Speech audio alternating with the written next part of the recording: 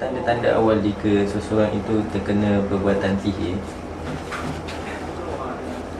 Tengok keadaan lah. Kalau sekiranya sihir itu kuat, kadang-kadang sihir ni dia ada yang bagi peringkat yang kuat atau yang tidak kuat lah. Kalau yang mild best tu badan kita, pikiran kita tak menentu, badan sakit di sana sini dan segalanya, kita apa nama tu, kita tak dapat nak kontrol diri kita. Itu salah satu di antaranya. Tapi ada sihir yang sering sampai peringkat menyebabkan orang yang bermuntah darah itu Boleh sampai buat pada membunuh ke tak? boleh membunuh. Sihir boleh membunuh dia. Hati orang hati kena sihir, kena racun, santau dan sebagainya. Sebenarnya sifat mungkin Pak Mahalanya tadi memberikan air atau letak atau sejauh mana kebenaran Islam itu menggunakan alat-alat seperti itulah, air, pasir dan sebagainya untuk perbuatan-perbuatan Islam.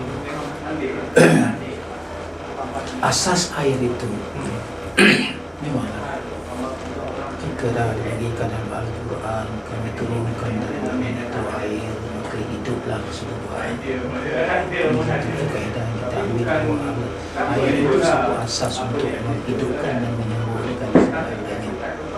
Oleh kerana itu air itu sebagai satu bahan utama dalam perawatan. Kita ambil dari situ tadi.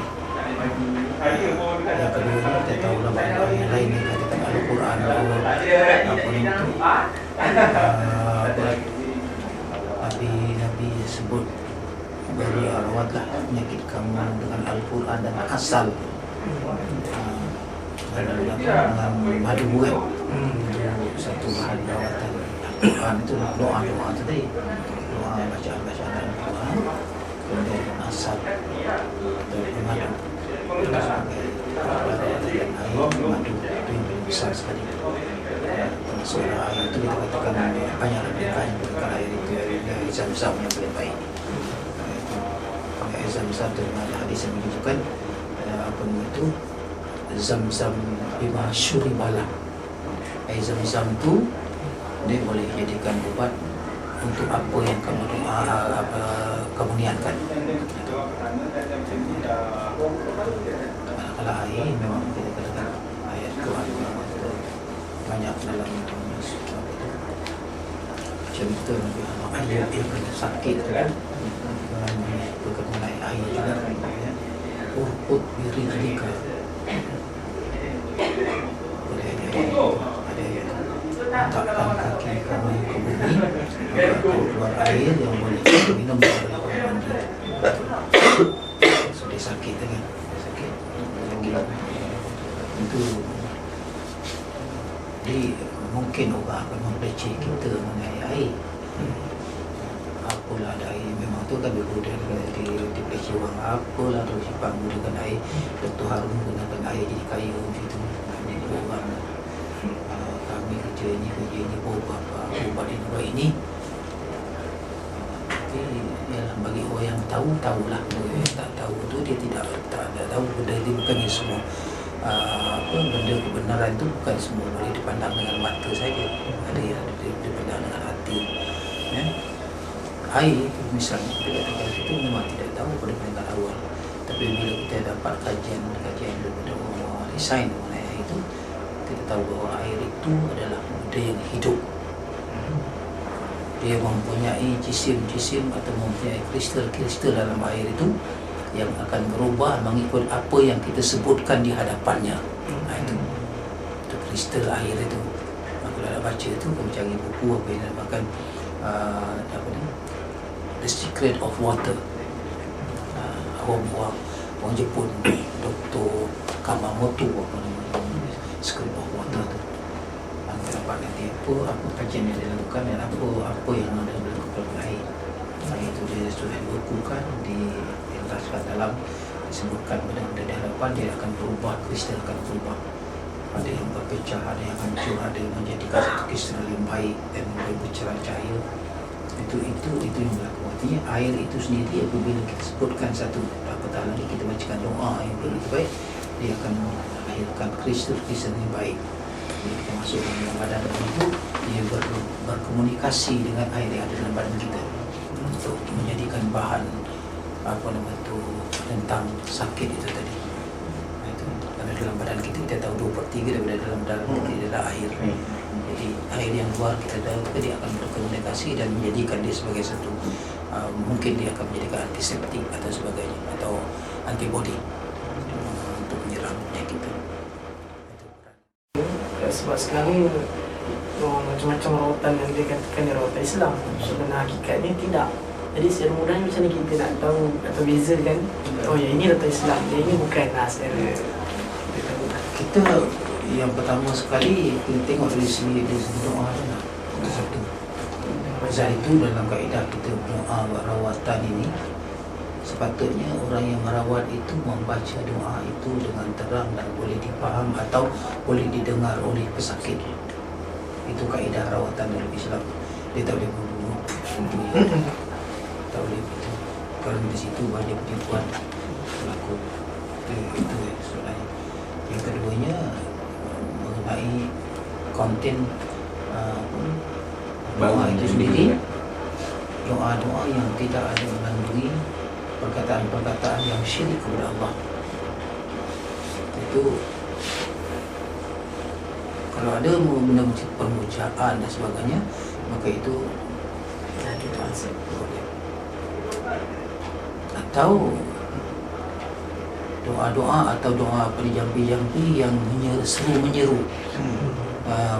hai tu, hai ni, hai apa panglima hitam, panglima itu semuanya adalah syirik kepada Allah. Kalau kau sebut wali Allah. Wali Allah tu sama. Itu yang kedua. Yang ketiganya dalam bahan-bahan yang digunakan dalam masa rawatan itu. Dan bahan-bahan itu adalah terdiri daripada benda-benda yang diharamkan oleh syarak, otomatik dia tidak diterima sebagai rawatan Islam. Walaupun dikatakan itu baik, misalnya kita katakan minum arak itu baik sebagai boleh buat ubat, tak, dia bukan rawatan Islam. Islam tidak membenarkan boleh menggunakan benda yang haram. Jadi benda-benda yang najis, seperti bahan-bahan bangkai dan sebagainya, dan juga sembahan-sembahan, hadiah-hadiah kepada benda makhluk halus, itu tidak boleh, dan kita tidak Macam bawa pul kuning yang tu. Ya. Dan yang ketiganya apa nama tu, rawatan itu tidaklah ada panduan tadi mana ya, panduan itu tidak melakukan benda-benda yang bertentangan dengan agama. Lakon dia. Macam bakar kemandian tu tak ada. Maka kemudian itu benda-benda yang tidak benar. Membakar itu akan bagi kaedah perubatan ialah salah satu teknik menyeru atau memanggil. Asal kemudian.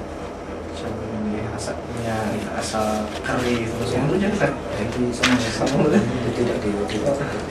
Saya ada pandangan, saya nak kongsi juga lah pandangan. Macam saya pernah terdengar lah dari segi contohnya urus niaga dengan golongan jin. Dari segi ke tahap kemajuan diorang di sana, katakan kemajuan maksud dia masuk di sana, adakah orang kata boleh sampai tahap dia macam kita, maksud dia boleh buat jam. Sebab saya pernah nampak contohnya barang tersebut dia kata daripada atas, dia kata daripada atas kan. Adakah benda tu wujud macam mana? Ya, kalau ikut kaedah itu dia ada dalam satu masyarakat. Masyarakat dia ada, tapi dia ada alam lain. Bila ada masyarakat dia ada kemajuan tambah dia manusia, makhluk yang telah lama hidup.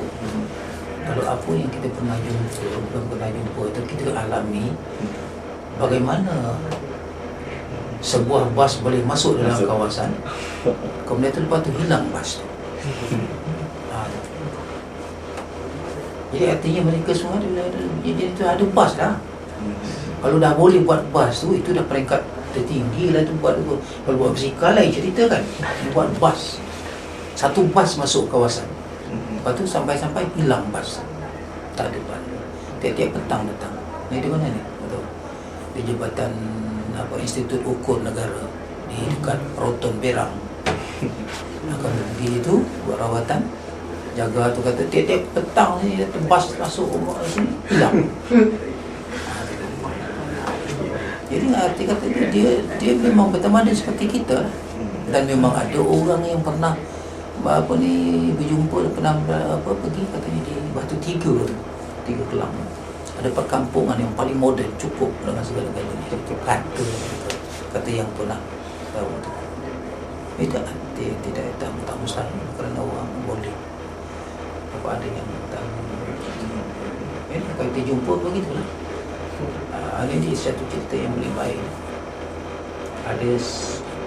Ada satu orang perempuan di dalam kita.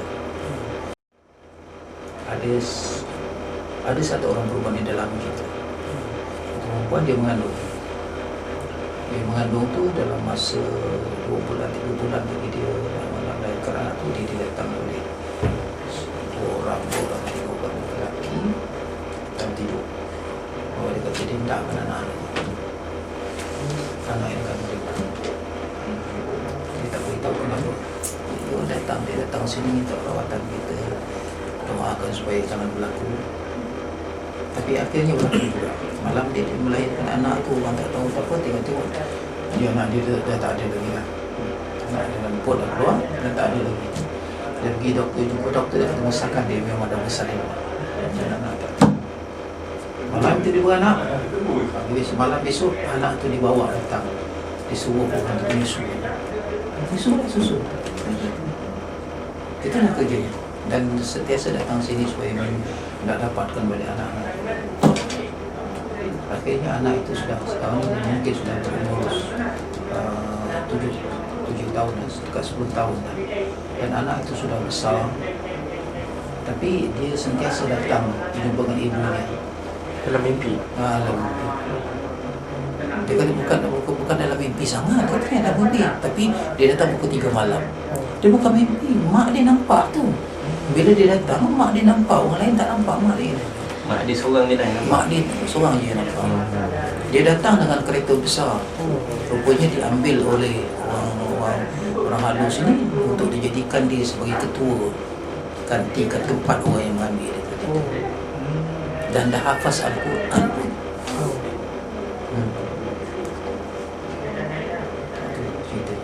Bila tak adalah bagi sembarang untuk bakery atau pada mak dia tak Saya pernah tak cakap mak itu tak boleh kena dia suruh dia balik balik.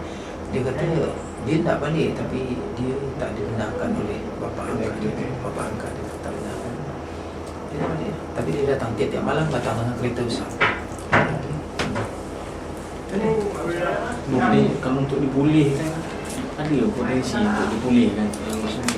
Dia boleh sediakan dia dapat kembali ke alam yang nyata kembali. Setakat ini kita usahakan